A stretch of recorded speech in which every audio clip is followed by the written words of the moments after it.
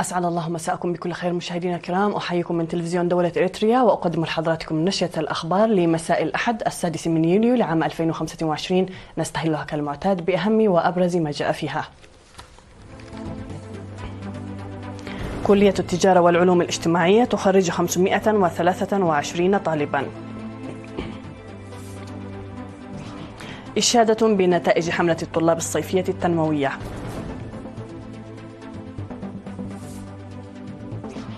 جمعية مربي النحل في دباروا تقيم أعمالها.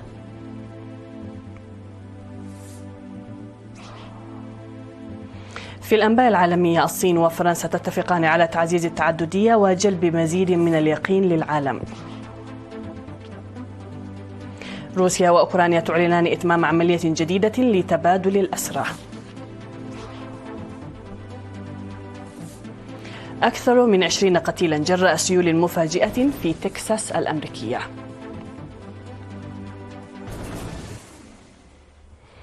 إلى تفاصيل النشر، أهلا بكم. خرجت كلية التجارة والعلوم الاجتماعية في 5 يوليو 523 طالبا، 47% منهم من الإناث في دورتها 18 بدرجتي الدبلوم والبكالوريوس.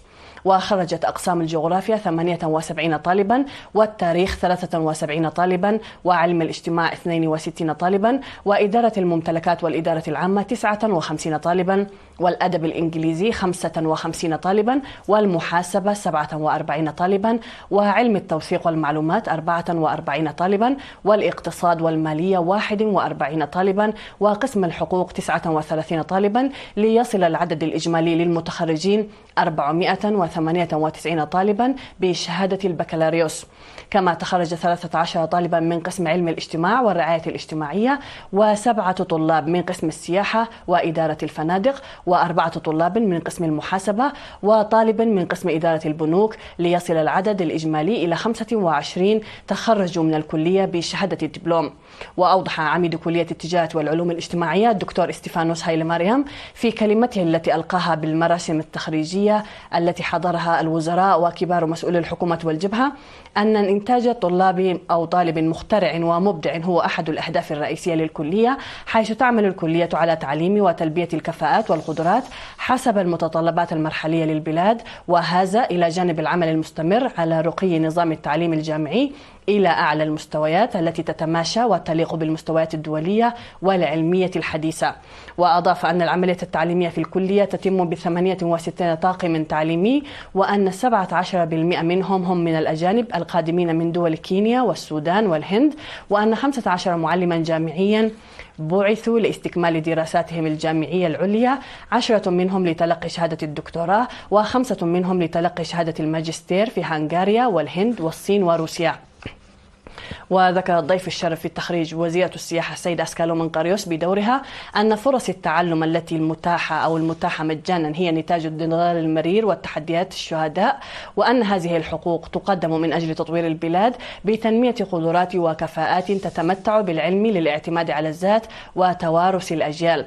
وأكد ممثل الخريجون جاهزيتهم لخدمة البلاد بتفان وإخلاص، حيث أن التخريج يعتبر مرحلة انتقال المهنيين نحو التقدم والازدهار، وتم تكريم 38 طالبا متفوقا.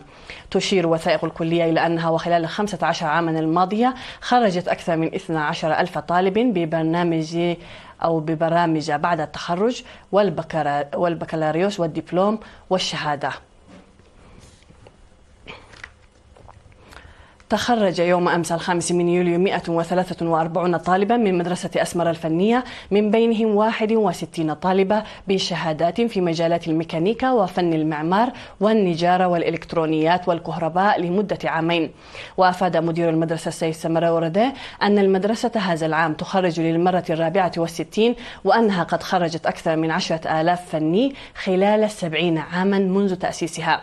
وأضاف أن الحكومة تقدم مساهمة كبيرة في تدريب المواطنين المؤهلين مهنيا بفضل الاستثمار الضخم الذي تقوم به في توفير المعدات الحديثة وموارد التدريس والبنية التحتية. وحث المدير العام لقسم التعليم الفني والمهني بوزارة التعليم السيد تسفاي سيوم الخريجين على إدراك أهمية التعليم الذي اكتسبوه في بناء وتنمية البلاد. وذكر ممثل الخريجين إن هذا اليوم يمثل انتقالهم من مرحلة التعلم إلى مرحلة العمل والخدمة الفاعلة للمجتمع والوطن. وفي الختام تم توزيع الجوائز على الطلبة المتفوقين وتوزيع شهادات تقديرية على لجنة المعلمين وأولياء الأمور. تخرج من مدرسة أسمر الفنية 10,300 طالب منذ إنشائها بحسب وثائق المدرسة.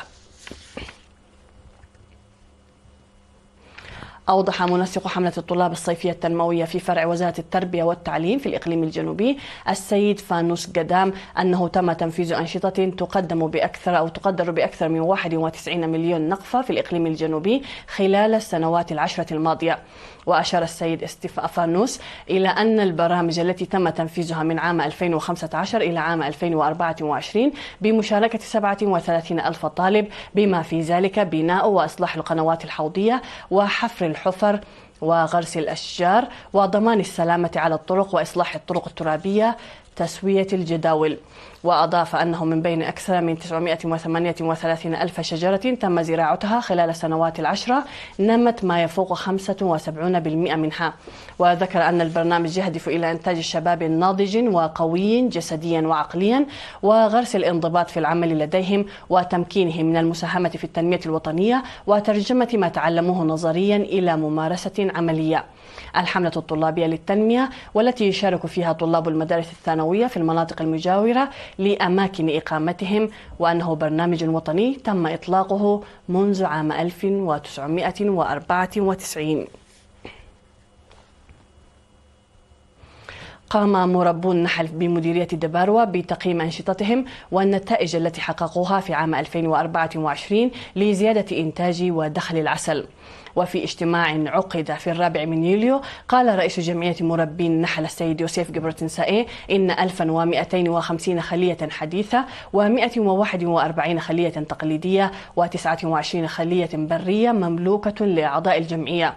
وطلب السيد يوسف أيضا الإذن لبيع منتجاتهم في دباروة مباشرة للشعب بأسعار معقولة.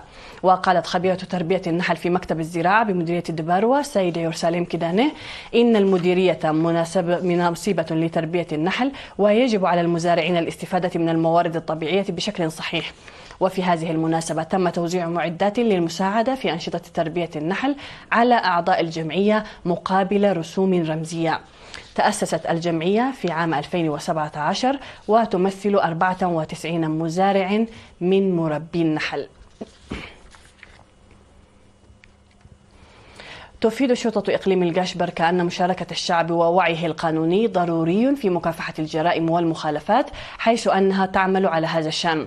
أشار قائد شرطة الإقليم المقدم هيلا ميكائيل تسفاقابر في لقائه بسكان أقردات وهيكوتا إلى أن المشاركة الواعية للشعب في المحافظة على السلم والأمن العام حجر أساسي للاستقرار الاجتماعي، موضحا أن مهمة الحفاظ على الأمن ليست مهمة تترك على عاتق الشرطة وقوات الأمن المختصة. وقدم المقدم هيلا ميكائيل في التقرير المفصل الذي اطلع على سجلات المخالفات القانونية في عام 2024 بذكر تسجيل أكثر من 21 ألف مخالفة مرورية والتي تم معاقبتها بأكثر من 3 ملايين نقفة. وأكد مدير مديرية أقردات السيد إسحاق طعم بدوره اجتهاد الأقسام الإدارية لتعزيز دور الجهات المعنية في عملية المحافظة على السلم والأمن العام، مشيرا إلى أهمية تضافر الشعب والشرطة في هذا الصدد. فاصل قصير مشاهدينا الكرام ونعود مع الأنباء العالمية، فابقوا معنا.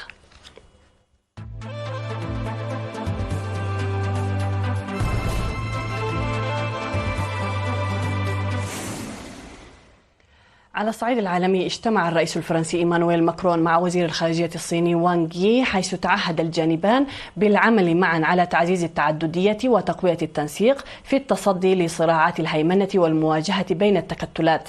وأشار ماكرون إلى أن فرنسا والصين تتقاسمان توافقا واسعا حول العديد من القضايا الهامة، من بينها مناصرة التعددية والالتزام بالقوانين الدولية. وأن فرنسا والصين وهما من الدول الدائمة العضوية في مجلس الأمن الدولي تتحملان مسؤوليات أكبر في ظل ما يشهده عالم اليوم من تحديات تتمثل في تزايد حالة عدم اليقين وعدم القدرة على التنبؤ. وقال ماكرون إن الجانب الفرنسي يتطلع إلى تعزيز تنسيق السياسات مع الصين بشأن القضايا الدولية المتعلقة بالاقتصاد والمالية والحوكمة العالمية، والعمل معا على مواجهة التحديات العالمية وضخ المزيد من الحيوية في التعددية والحيلولة دون انزلاق العالم في صراعات الهيمنة والمواجهة بين التكتلات. وأشار وانغ إلى أن الصين وفرنسا شريكتان استراتيجيتان شاملتان وقوتان رئيسيتان لتحقيق الاستقرار في العالم، مؤكدا أنه كلما ازداد اضطراب الوضع الدولي زادت القيمة الاستراتيجية للعلاقات الصينية الفرنسية. أعلنت روسيا وأوكرانيا عن عملية تبادل جديدة لبعض من أسرى الحرب بين البلدين لم يحدد عددهم، وذلك في إطار الاتفاقات التي تم التوصل إليها بينهما خلال محادثات في إسطنبول في الشهر الماضي. وأكدت وزارة الدفاع الروسية عودة مجموعة من العسكريين الذين كانوا في مناطق يسيطر عليها نظام كييف من دون أن توضح عددهم حسب ما أفادت وكالة الصحافة الفرنسية. وأجرى الطرفان المتحاربان عمليات تبادل لأسرى منذ أكثر من 3 سنوات، وفي محادثات جرت مؤخرا في إسطنبول اتفقا على إطلاق سراح جميع الجنود الأسرى المصابين بجروح بالغة والمرضى ومن هم دون السن 25. في النبأ الأخير قالت السلطات المحلية بولاية تكساس الأمريكية إن عواصف رعدية وأمطارا غزيرة تسببت في حدوث سيول مميتة على طول نهر غوادالوبي جنوب وسط الولاية، مما أدى إلى سقوط 24 قتيلا على الأقل وفقدان أكثر من 20 فتاة من مخيم صيفي.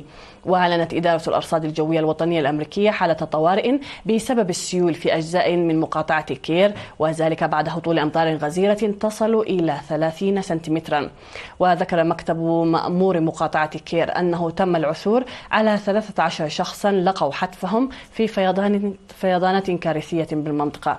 وأرسلت فرق الإنقاذ 14 مروحية وعشرات الطائرات المسيرة فوق المنطقة، بالإضافة للمئات من أفراد الطوارئ على الأرض لتنفيذ عمليات الإنقاذ من الأشجار والمياه المتدفقة بسرعة. مشاهدينا الكرام، إليكم تذكير بالعناوين قبل ختام النشرة. كلية التجارة والعلوم الاجتماعية تخرج 523 طالبا. إشادة بنتائج حملة الطلاب الصيفية التنموية.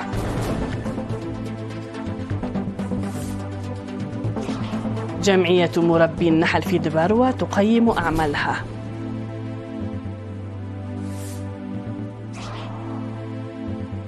الصين وفرنسا تتفقان على تعزيز التعددية وجلب مزيد من اليقين للعالم. روسيا وأوكرانيا تعلنان إتمام عملية جديدة لتبادل الأسرى. وأكثر من 20 قتيلا جراء سيول مفاجئة في تكساس الأمريكية. نهاية النشرة مشاهدينا الكرام، شكرا لكم على حسن المتابعة، والسلام عليكم ورحمة الله.